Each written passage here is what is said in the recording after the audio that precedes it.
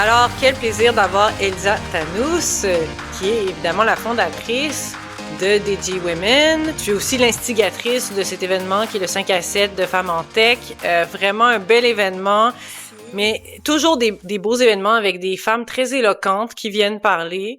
On a assisté à un panel. C'était super intéressant, Elsa, parce que on a commencé avec... il y a eu des questions vraiment pertinentes que tu as posées.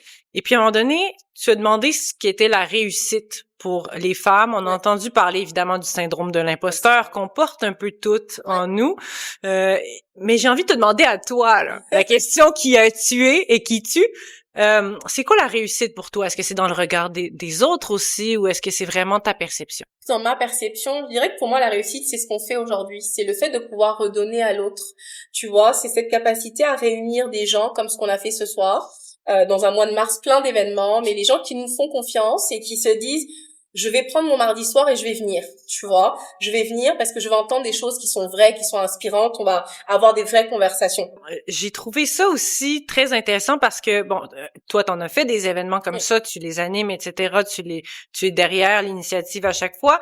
Mais là, on dirait qu'on est allé une coche plus haut, dans le sens où on a donné vraiment des exemples concrets de, par exemple, ce que les employeurs, les entreprises peuvent faire pour inclure les femmes ou rendre leurs conditions plus favorables. On a eu vraiment des exemples aujourd'hui des panélistes. Au-delà des cotes, ça fait quand même 29 ans que j'ai fondé Dollars dans le TI et on a de la misère à placer 20% de femmes.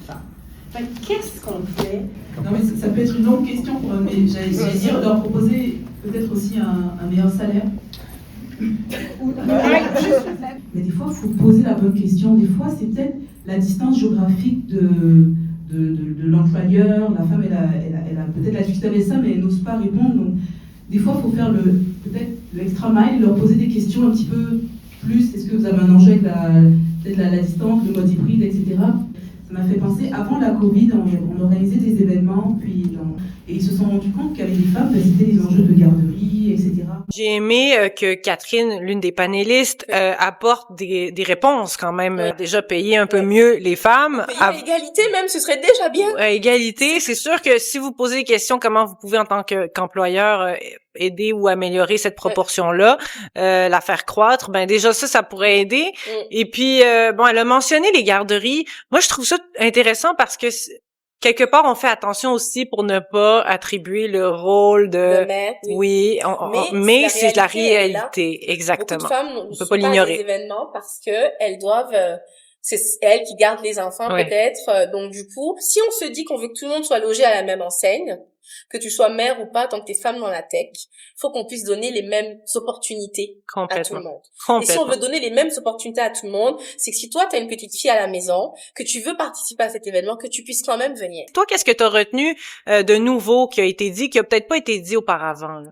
Ce que j'ai retenu beaucoup, c'est, je pense qu'il y en a une qui parlait beaucoup de cette sensation, tu sais, de savoir avoir beaucoup du soft skills. Tu sais, concrètement, qu'est-ce que ça fait d'être assise à ce genre de table? Oui. Tu sais, où des fois t'es la seule femme, parfois la seule femme issue de la diversité. Et elle expliquait du coup que ce qui est intéressant, c'est cette capacité à aller au-delà de ta casquette technique et d'aller toucher ton soft skills, cette notion de personnalité pour savoir naviguer, avoir un peu une casquette un peu politique, si je peux dire ça comme ça. Et moi, ça m'a beaucoup touchée parce que nous, on travaille beaucoup avec les jeunes.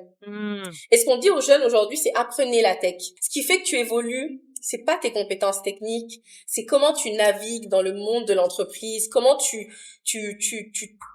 as un sentiment d'appartenance avec la culture d'entreprise, qu'est-ce que tu dis, qu'est-ce que tu dis pas, avec qui tu parles pas. J'ai trouvé ça vraiment pertinent ce soir. Ça a été effectivement mentionné que tout n'est pas dans le diplôme nécessairement. Il y a tellement de facteurs qui influent aussi sur l'aise avec laquelle on évolue dans une entreprise. Toi, ton expérience aussi, déjà comme femme entrepreneur, c'est pas facile tous les jours. On sait les défis que ça implique. Pourquoi c'est important pour toi peut-être de donner au suivant ou de t'engager dans des causes qui rapportent pas toujours, on va le dire, de faire des gros événements, de mobiliser tout le monde, d'essayer d'en parler? Qu'est-ce qui te motive aujourd'hui? quand on va dans les écoles et que on rencontre ces petites filles-là qui, après un atelier, disent « Ah, mais vous savez, madame », puis je suis madame... T'as pas 100 ans, là? Non, pas 100 ans, mais... T'es jeune? Mais tu sais, elles me disent « Mais je suis vraiment intéressée, puis moi, j'aimerais bien faire ça. Est-ce que vous pouvez dire à ma maman ?»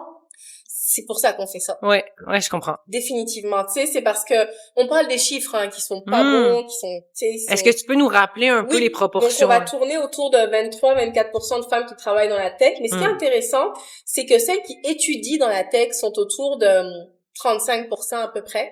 Donc on a une espèce de 12% qui volent un peu je ne sais où entre le fait qu'elles étudient, il y en a qui finissent pas, il y en a qui finissent mais qui vont pas dans le domaine de la tech. Pourquoi? C'est toujours les mêmes questions, on est en plein là-dedans. Donc 23-24%, pardon, qui travaillent aujourd'hui. Et dans ce pourcentage-là, tu as à peu près 10% qui atteignent des postes en leadership.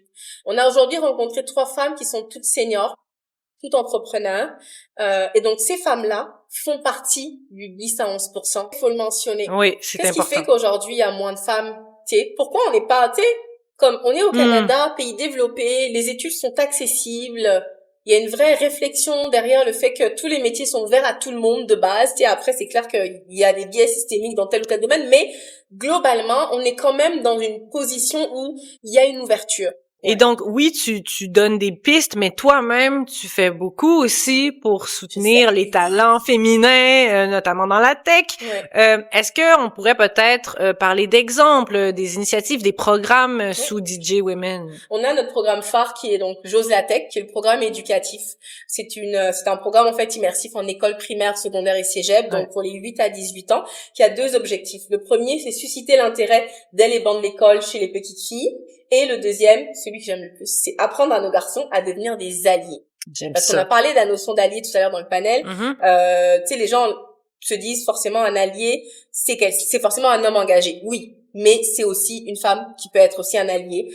C'est toujours garder une place à l'entour de la table pour permettre à une autre femme en tech d'évoluer, 100%. Pour permettre à une femme tout simplement d'accéder à un autre poste, ouvrir une halte garderie, c'est être un allié. Puis, bon, je me permets, là, cette question en lien avec l'actualité.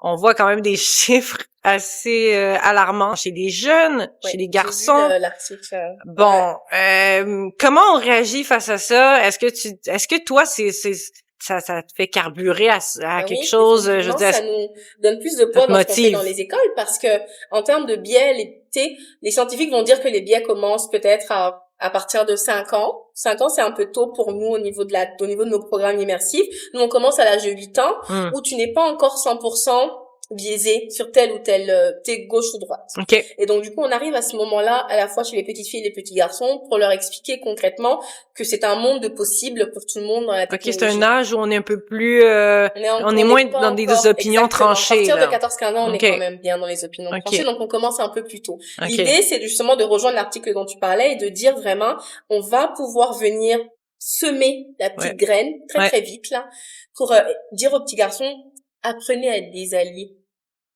Accompagnez vos camarades qui s'intéressent au STEM. Si je veux résumer c'est vraiment, je pense qu'il y a beaucoup de gens qui vont être très intéressés. Oui, tous les directeurs, directrices d'école, professionnels de CGE, parents d'élèves. J'en lance vraiment l'alerte à tout le monde. Une école qui est intéressée, le programme est gratuit.